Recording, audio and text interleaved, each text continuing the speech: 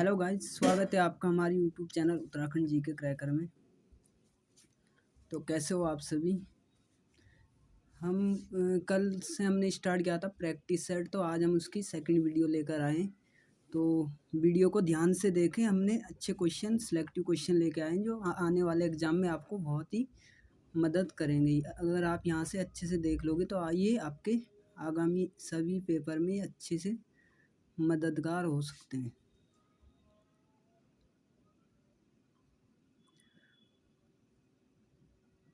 तो चलिए शुरू करते हैं। और शुरू करने से पहले रिक्वेस्ट रहेगी कि चैनल को सब्सक्राइब भी कर दें और दूसरे ग्रुप और दोस्तों तक ज़रूर से वीडियो को शेयर भी कर दें, ठीक है।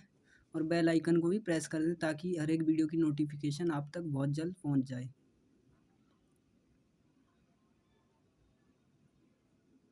तो चलिए शुरू करते हैं। और इसमें ऑप्शन में अभी हम सिर्फ आंसर देखेंगे, बाकी अभी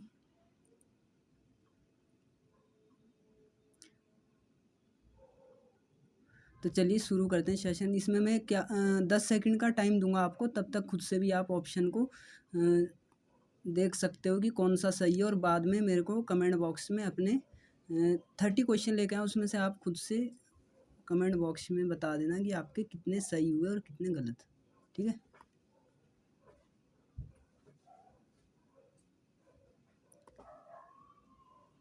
चलिए शुरू करते हैं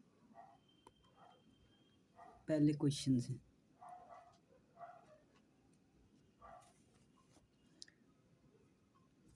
पहला क्वेश्चन है हमारा, राज्य में खनन नीति की घोषणा कब की गई। राज्य में खनन नीति की, ये यहाँ पे गलत टाइप हो रखा है, खनन होगा, ये खन नहीं होगा। खनन नीति की घोषणा कब की गई। तो बताइए राइट आंसर क्या हो जाएगा इसका। बताइए क्या हो जाएगा इसका सही आंसर।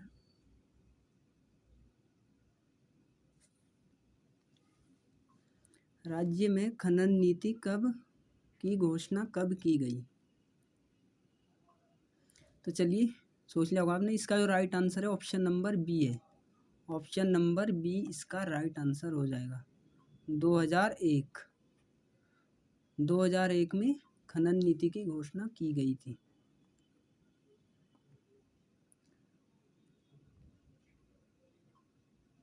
चलिए दूसरा क्वेश्चन है हमारा,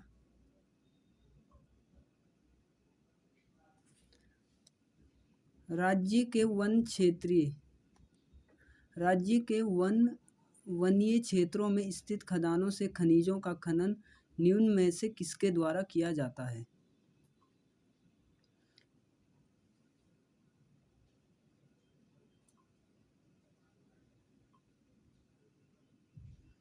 इसका सही आंसर होगा ऑप्शन नंबर बी हो जाएगा इसका सही आंसर। कुमाऊं मंडल विकास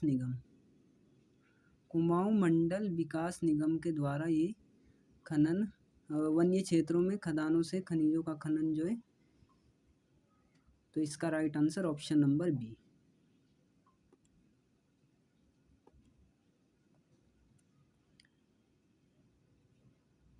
चलिए तीसरा क्वेश्चन है हमारा, निम्न में से किस क्षेत्र में उत्तम कोटि के चूने पत्थर का भंडार नहीं है। किस क्षेत्र में उत्तम कोटि के चूने पत्थर का भंडार नहीं है बोल रहा है। तो बताइए इसका क्या हो जाएगा राइट आंसर।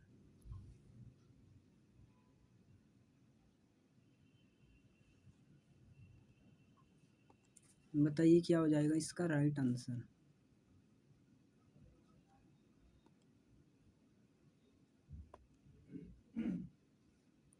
इसका हो जाएगा ऑप्शन नंबर डी।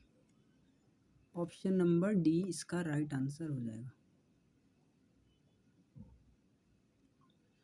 देवलधारी क्षेत्र, यहाँ पे उत्तम कोटि के चूने पत्थर का कोई भी भंडार नहीं, बाकी ए बी सी ये तीनों यहाँ पर पाए जाते हैं, ठीक है।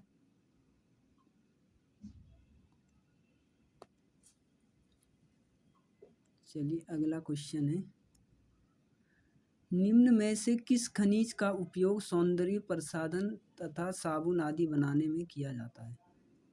निम्न में से किस खनिज का उपयोग सौंदर्य प्रसाधन और जैसे कि साबुन वगैरह आदि बनाने में किया जाता है? तो बताइए कौन सा खनिज हो जाएगा वो?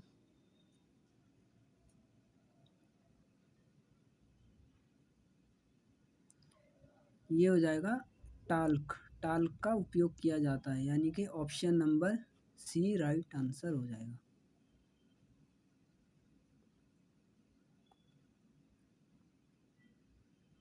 अगला है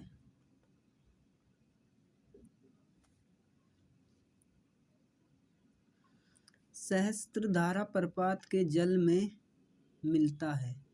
सहस्त्रधारा प्रपात के जल में मिलता है सोप स्टोन या फिर गंधक या फिर जिप्सम या फिर ग्रेफाइट? बताइए। पांचवे का राइट आंसर क्या हो जाएगा?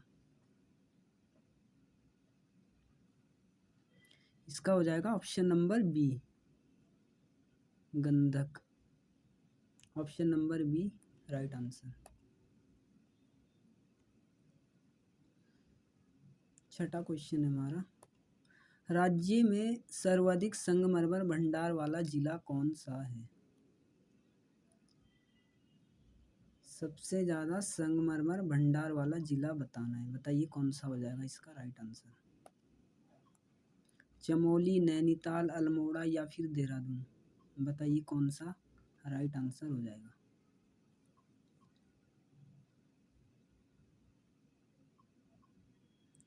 इसका जो राइट आंसर है ऑप्शन नंबर डी, देहरादून।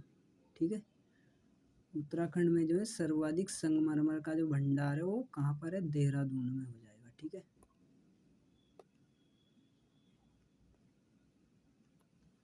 चलिए अगला क्वेश्चन है हमारा,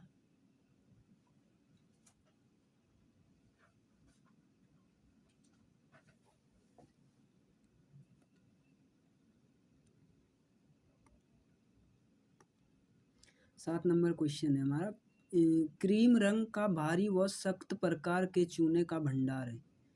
क्रीम रंग का भारी व सख्त प्रकार के चूने का भंडार कहाँ पर है?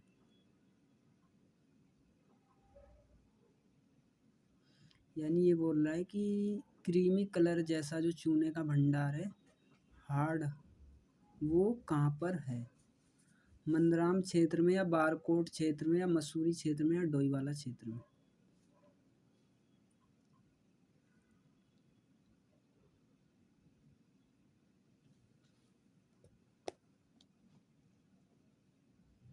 इसका हो जाएगा ऑप्शन नंबर सी, मसूरी क्षेत्र में राइट आंसर हो जाएगा।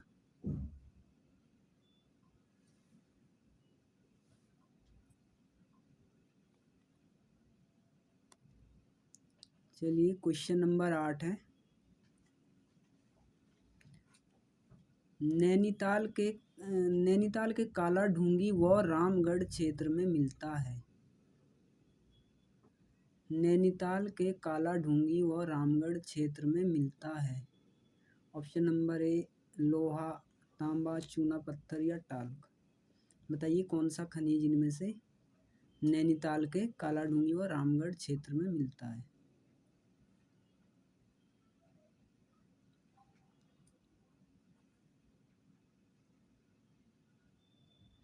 इसका राइट आंसर हो जाएगा लोहा। Option number A right answer. ठीक है, नौवां क्वेश्चन है हमारा, निम्न में से शीशे का अयस्क है। शीशे का अयस्क कौन सा हो जाएगा? शीशे का और कौन सा हो जाएगा? ऑप्शन नंबर ए मैग्नेसाइट या फिर फास्फोराइट या फिर ग्रेफाइट या सिलिका सैंड? बताइए शीशे का अयस्क कौन सा हो जाएगा?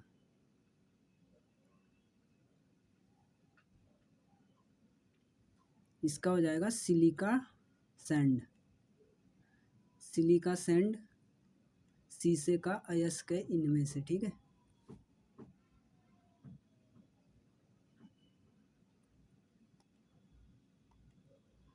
चलिए अगला 10वां क्वेश्चन है हमारा, निम्न में से किसका उपयोग तापरोधी के रूप में किया जाता है? निम्न में से किसका उपयोग तापरोधी के रूप में किया जाता है? बताइए, जिप्सम का या फिर गंधक का या फिर एस्बेस्टॉस का और या फिर सेल खड़ी का। बताइए क्या हो जाएगा इसका राइट आंसर।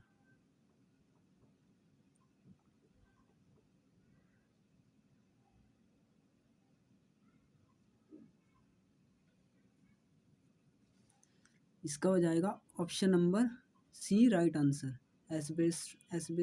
एस्बेस्टॉस का। ठीक है, ये तापरोधी के रूप में इसका उपयोग किया जाता है।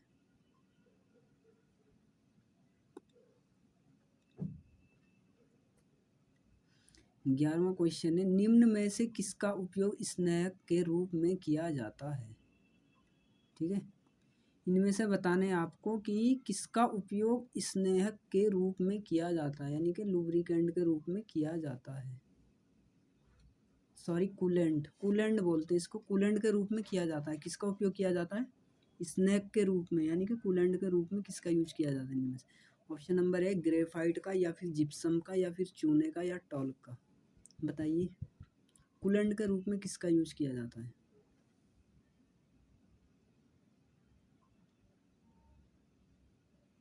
इसका हो जाएगा option number A. Option number A is the right answer, graphite का। ठीक है, ग्रेफाइट का यूज किया जाता है इनमें से कूलेंट के लिए। ठीक है,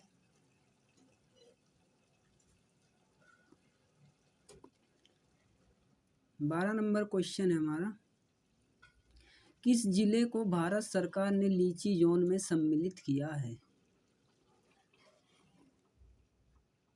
किस जिले को भारत सरकार ने लीची जोन में सम्मिलित किया है? यानी कि उत्तराखंड का वो कौन सा जिला है जिसको भारत सरकार ने लीची जोन में सम्मिलित किया? यानी कि समझ सकते हो आप, यहाँ पे लीची, इस डिस्ट्रिक्ट में लीची सबसे ज़्यादा लीची की पैदावार होती है, इसलिए भारत सरकार ने इसको लीची जोन में सम्मिलित किया है। तो बताइए कौन सा हो जाएगा इनमें से? नैनीताल या फिर देहरादून या फिर उधम सिंह नगर या इनमें से फिर तीनों। बताइए कौन सा हो जाएगा?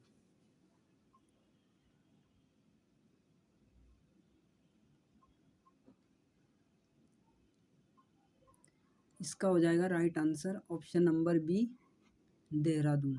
ठीक है, देहरादून इसका राइट आंसर हो जाएगा। 13 नंबर क्वेश्चन है, उत्तराखंड में एक नाली जमीन कितने वर्ग मीटर के बराबर होती है? उत्तराखंड में एक नाली जमीन कितने वर्ग मीटर के बराबर होती है? बताइए क्या हो जाएगा इसका राइट आंसर।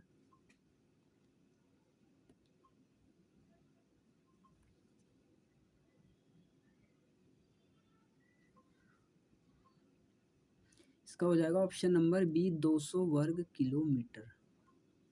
200 वर्ग किलोमीटर के बराबर होती है।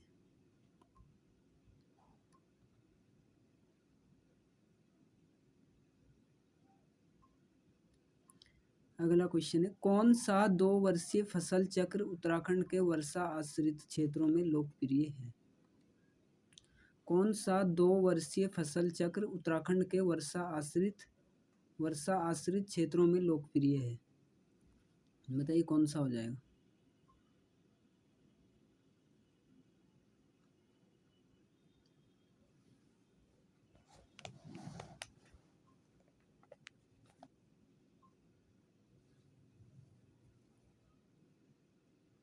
इसका हो जाएगा ऑप्शन नंबर सी, धान, गेहूं, मंडुवा और पड़ती। ये इसका सही आंसर हो जाएगा। 15 नंबर क्वेश्चन है, उत्तराखंड में भकार का उपयोग होता है। उत्तराखंड में भकार का उपयोग होता है।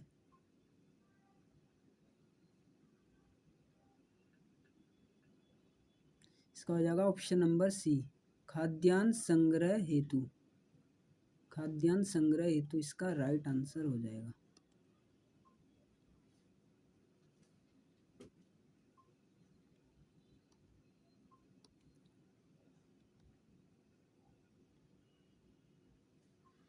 चलिए 16 नंबर क्वेश्चन है, मेथा फसल की रोपाई का समय है। मेथा फसल की रोपाई का समय है, बताइए क्या हो जाएगा। 1 से 15 जून या 1 से 15 सितंबर, 15 से 30 नवंबर या फिर 15 से 30 जनवरी।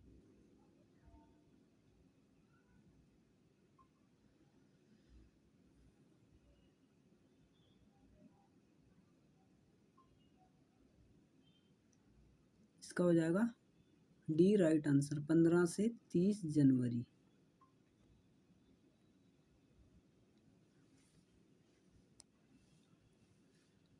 सत्रह नंबर क्वेश्चन है, ऊपरी गंगा नहर का उद्भव स्थान है। ऊपरी गंगा नहर का उद्भव स्थान है।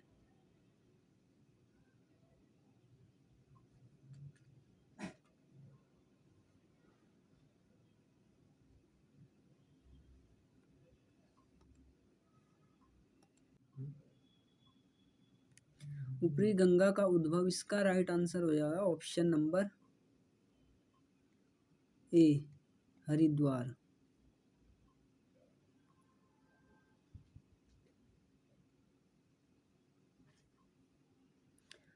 18 नंबर क्वेश्चन है, विकेट बंदोबस्त कब हुआ था। विकेट बंदोबस्त कब हुआ था, बताइए इसका राइट आंसर किस सन में हुआ था।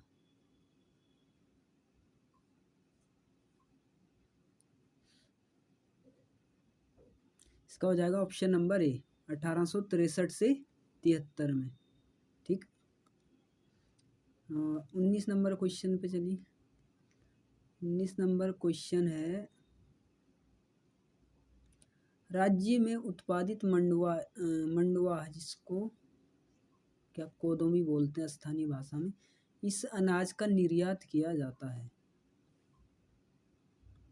बताइए जो राज्य में उत्पादित जो मंडुए की फसल है कोदो, उसका निर्यात कहाँ पे किया जाता है, यानी कि भारत से बाहर जो भेजा जाता है, तो किस देश में भेजा जाता है, अमेरिका या फिर जापान या फिर ब्रिटेन या फिर सिंगापुर, बताइए।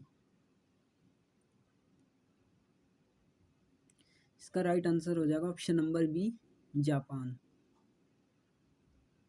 जापान में इसका भारत से निर्यात किया जाता है। ठीक है।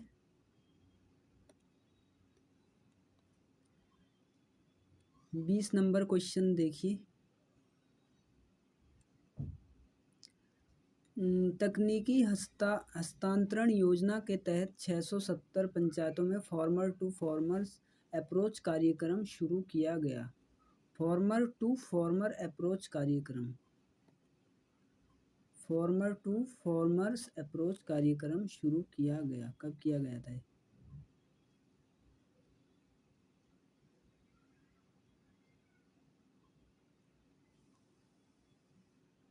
इसका हो जाएगा right answer option number B, 2005-06 में। 2005-06 में शुरू किया गया था। चलिए क्वेश्चन नंबर 21 पे चलते हैं।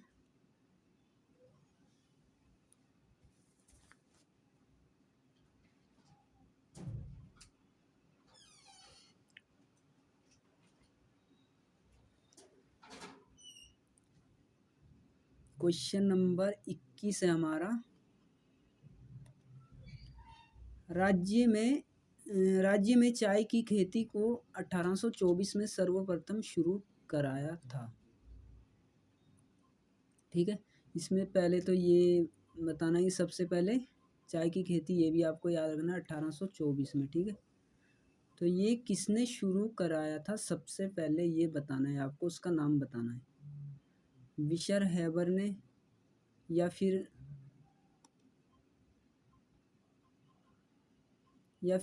मैकलेन ने, या जॉन स्मिथ ने, या इनमें से कोई नहीं। बताइए कौन सा इसका राइट आंसर हो जाएगा।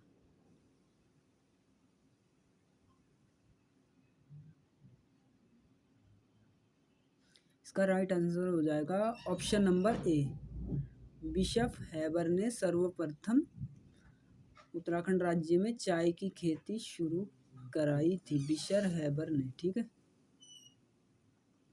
22 नंबर क्वेश्चन है, राज्य में व्यापक स्तर पर चाय की खेती को 1835 में प्रोत्साहित किया। राज्य में व्यापक स्तर पर चाय की खेती को 1835 में प्रोत्साहित किया। किसने किया था बताइए, क्या हो जाएगा इसका राइट आंसर।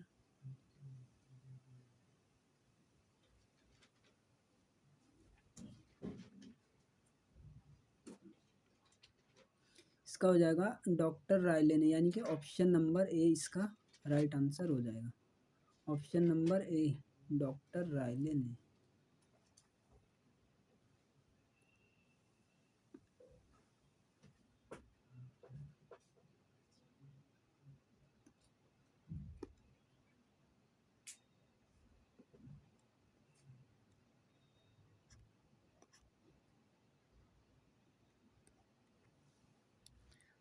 तेईस नंबर क्वेश्चन है,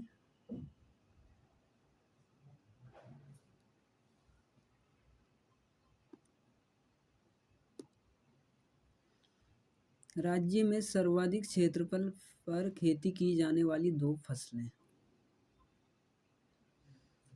यानी कि उन दो फसलों का नाम बताना है जो उत्तराखंड में सबसे ज़्यादा एरिया पर की जाती, जो सबसे, बताइए उन दो खेती का नाम जो कि उत्तराखंड में सबसे ज़्यादा क्षेत्रफल पर की जाती है, दो फसलों का नाम बताना है।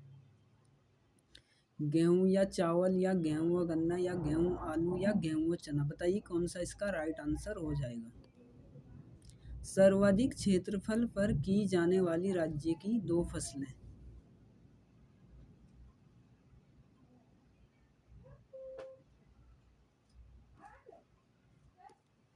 इसका हो जाएगा right answer option number A गेहूं और चावल। ये सबसे ज़्यादा क्षेत्रफल पर की जाने वाली खेती है। चलिए 24 नंबर क्वेश्चन पे, निम्न में से किस फसल की खेती राज्य के पहाड़ी क्षेत्रों में की जाती है। किस फसल की खेती राज्य के पहाड़ी क्षेत्रों में की जाती है, बताइए क्या हो जाएगा इसका राइट आंसर क्वेश्चन नंबर 24 का।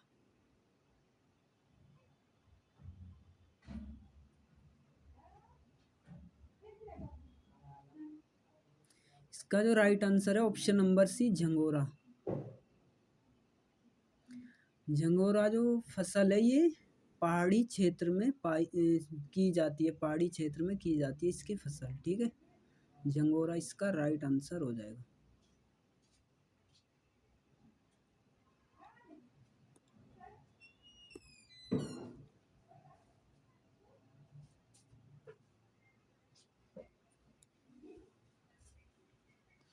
चलिए 25 नंबर क्वेश्चन है हमारा, राज्य में सर्वाधिक कृषि योग्य भूमि है।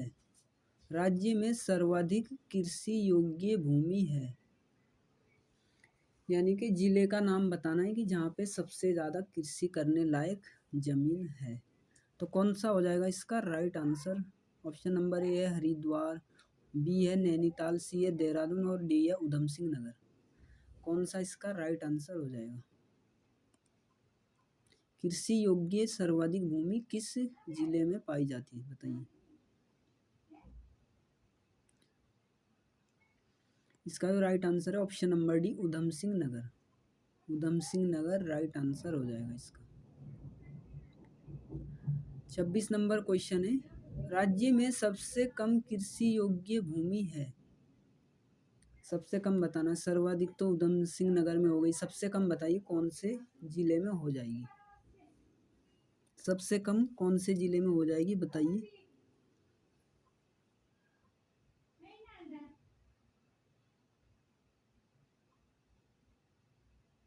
इसका राइट आंसर हो जाएगा ऑप्शन नंबर डी रुद्रप्रयाग।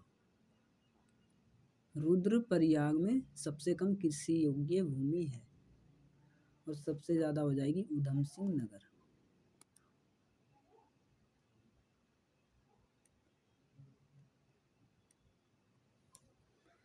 सत्ताईस नंबर क्वेश्चन है हमारा, स्वतंत्रता के बाद राज्य में पहला भूमि बंदोबस्त कब हुआ। स्वतंत्रता के बाद राज्य में पहला भूमि बंदोबस्त कब हुआ? बताइए क्या हो जाएगा इसका right answer.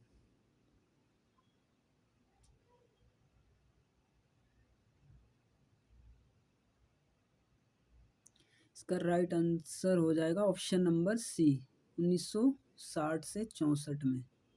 Option number C right answer हो जाएगा।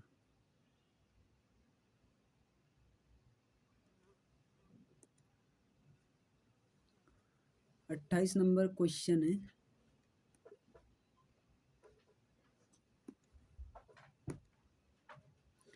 कृषि गणना 2010-11 के अनुसार राज्य में कृषि जोतों की कुल संख्या है। कृषि गणना 2010-11 के अनुसार राज्य में कृषि जोतों की कुल संख्या है। बताइए कुल संख्या कितनी हो जाएगी?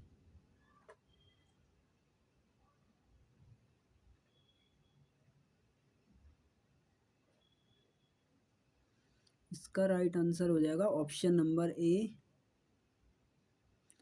9,13,000। 9,13,000 इसका राइट आंसर है, कृषि जोतों की कुल संख्या।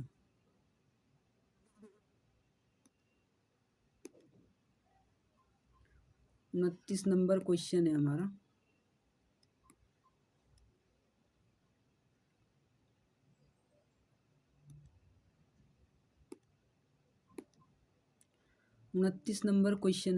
कृषि गणना 2010-11 के अनुसार राज्य में जोतों का औसत आकार कितने हेक्टेयर है?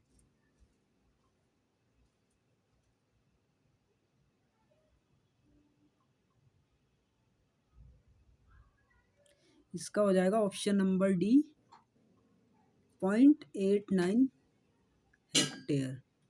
0.89 हेक्टेयर हो जाएगा इसका राइट आंसर।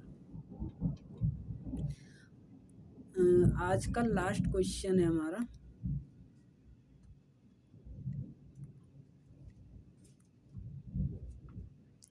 राज्य के पर्वतीय क्षेत्रों में सिंचाई की सुविधा के अनुसार कृषि भूमि को 3 प्रकारों में बांटा जाता है। ठीक है,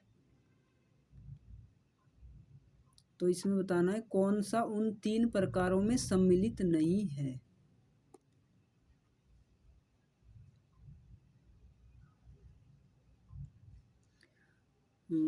ये बोल रहा है राज्य के पर्वतीय क्षेत्रों में सिंचाई की सुविधा हेतु कृषि भूमि को 3 प्रकारों में बांटा गया, इनमें से कौन सा उस प्रकार में सम्मिलित नहीं है?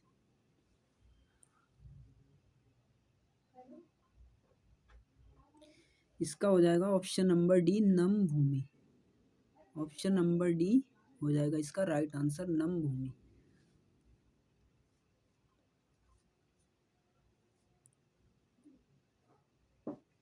तो ये लास्ट क्वेश्चन था हमारा। तो वीडियो को ज़्यादा से ज़्यादा शेयर कर दें और चैनल पे नए आए हो तो चैनल को सब्सक्राइब भी ज़रूर कर दें। तो आज की क्लास को यहीं पे ख़त्म करते हैं और प्रैक्टिस सेट हम रेगुलर इसी तरह से आपको डेली बेस पे देते रहेंगे, तो इसलिए क्लास को ज़रूर डेली से हमारे चैनल पे विजिट कीजिए और चैनल को ज़रूर से सब्सक्राइब भी करके रखें। ठीक है, तो चलिए मिलते हैं अगली वीडियो में आपसे। Thank you so much, bye bye.